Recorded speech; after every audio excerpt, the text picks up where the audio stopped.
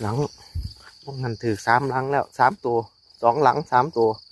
หลังนี้คือเป็นเปิดเงื่องๆวะฮะคือวะเฮ้ยว้ายสุดยอดจากตัวนี้ถืออีกแล้ว2 ตัวนี่มันต้องจังสี่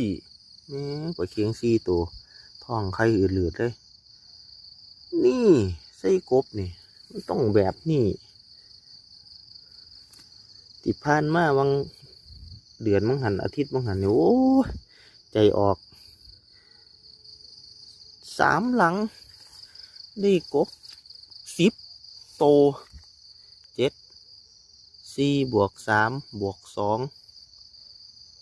4นี่10 ตัวสุดยอด